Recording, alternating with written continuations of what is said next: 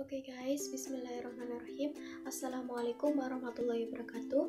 Sebelumnya, perkenalkan nama saya Flaviana Ferananda. Saya mahasiswi IAIN Kediri dengan jurusan Psikologi Islam. Di sini, saya akan menjelaskan tentang proses memori yang saya pelajari di mata kuliah Psikologi Kognitif. Oke, apa sih memori itu?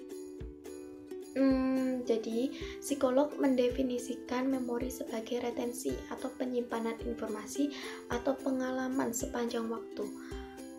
Proses memori ini dibagi menjadi 3. Yang pertama, pengodian, yang kedua, penyimpanan, dan yang ketiga, mengingat kembali. Oke, yang pertama, pengodian. Pengodian adalah proses masuknya informasi ke dalam penyimpanan. Di sini ada 4 hal yang mempengaruhi proses masuknya informasi ke penyimpanan. Yang pertama, atensi. Atensi atau disebut juga dengan perhatian. Atensi ini dibagi menjadi 2, yaitu atensi terbagi dan atensi berkelanjutan. Maksudnya, atensi terbagi ini kita berfokus kepada 2 atau lebih aktivitas. Yang berkelanjutan ini kita hanya berfokus dalam satu hal. Misalkan ada cowok ganteng atau cewek cantik yang lewat, kita pasti akan melihat dan memperhatikan sampai orang tersebut hilang. Maksudnya hilang itu tidak terlihat ya. Oke, yang kedua itu tingkat pemrosesan. Tingkat pemrosesan ini dibagi menjadi 3, yaitu dangkal, menengah, dan dalam. Maksudnya, dangkal jika kalian hanya memperhatikan wajah dan postur cowok ganteng atau cewek cantik ini. Sedangkan yang dimaksud menengah yaitu kalian memberi kode atau memberi label khusus kepada seseorang tersebut.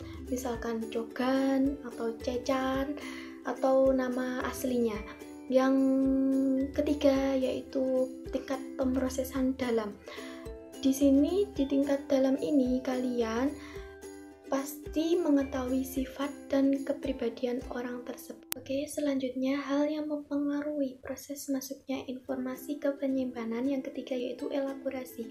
Elaborasi merupakan pembentukan sejumlah hubungan di sekitar stimulus. Misalkan cowok ganteng atau cewek cantik yang kalian perhatikan itu mirip dengan artis. Pasti kalian mengelaborasikannya. Elaborasi inilah yang membuat kalian semakin ingat. Yang keempat yaitu perumpamaan.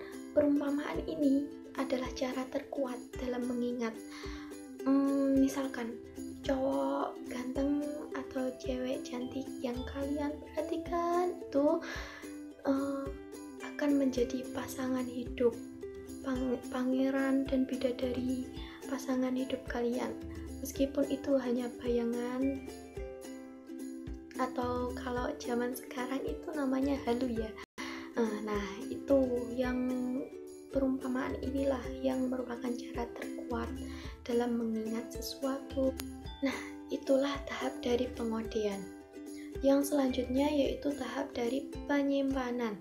Penyimpanan memori dibagi menjadi 3, yaitu memori sensoris, memori jangka pendek, dan memori jangka panjang. Yang pertama, memori sensoris. Memori sensoris ini memiliki kapasitas hanya beberapa detik saja. Memori sensoris ini dibagi menjadi 2, yaitu memori ekoik dan ekonik. Memori ekoik atau bisa disebut sebagai memori auditori, yang memori ekonik bisa disebut sebagai memori visual. Maksudnya, yang ekoik ini menyimpan informasi melalui telinga, hanya sekejap saja. Yang kedua ini, memori ekonik menyimpan informasi melalui mata dan sekejap saja. Yang kedua yaitu memori jangka pendek. Memori jangka pendek ini memiliki kapasitas 30 detik. Bisa jadi panjang lebih dari 30 jika memiliki strategi untuk menyimpannya dalam waktu lama.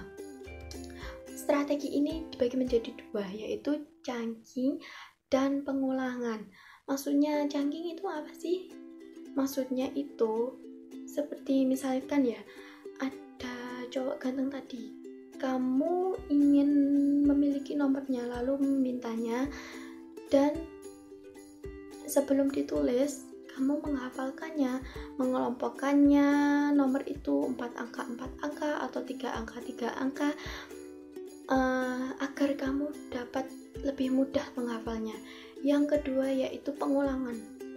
Dengan pengulangan kalian lebih bisa mudah menghafal lebih lama lagi. Oke, yang terakhir yaitu memori jangka panjang. Memori jangka panjang ini banyak cabangnya, jadi agak membingungkan. Jadi supaya tidak membingungkan, kalian bisa melihat mind map di bawah ini. Oke, memori jangka panjang ini dibagi menjadi dua, yaitu memori eksplisit yang menerima informasi secara sadar dan memori implisit yang menerima informasi secara tidak sadar. Memori eksplisit ini dibagi menjadi dua lagi, yaitu memori episodik dan memori semantik. Memori episodik ini merupakan memori tentang episode-episode kehidupan. Misalkan adik atau anak kalian yang dilahirkan merupakan episode kehidupan yang secara sadar kalian terus mengingatnya. Yang kedua yaitu memori semantik. Memori semantik ini memori tentang pengetahuan tentang dunia. Misalkan pengetahuan tentang permainan, sebuah permainan seperti catur, kalian mengerti dan paham bagaimana memainkannya. Lalu bisa juga pengetahuan tentang artis Lady Gaga gitu. Nah, yang kedua yaitu memori implisit. Memori jangka panjang implisit ini dibagi menjadi tiga, yaitu prosedural, pengondisian klasik, dan priming. Maksudnya prosedural yaitu tentang kemampuan, seperti kemampuan mengendarai sepeda. Lalu pengondisian klasik ini merupakan proses belajar yang otomatis melalui stimulus.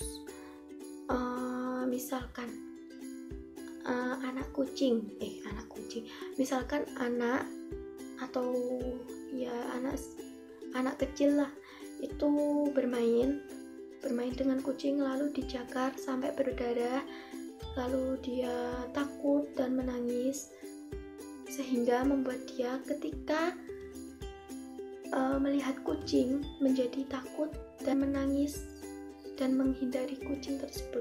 Ini secara otomatis. Lalu yang ketiga yaitu priming. Priming ini mendapatkan informasi baru. Seperti kalian saat belajar bahasa asing, pasti kalian mendapat kosakata yang asing dan baru buat kalian. Dan yang terakhir proses memori yaitu mengingat kembali. Mengingat kembali ini dibagi menjadi tiga, yaitu efek posisi berseri, efek kebaruan, dan efek keutamaan. Efek posisi berseri ini mengingat bagian awal dan akhir. Lalu efek kebaruan ini mengingat di akhir saja, dan efek keutamaan ini mengingat di awal saja. Oke, sekian yang dapat saya sampaikan. Semoga bermanfaat. Kurang lebihnya mohon maaf dari saya. Wassalamualaikum warahmatullahi wabarakatuh. Bye.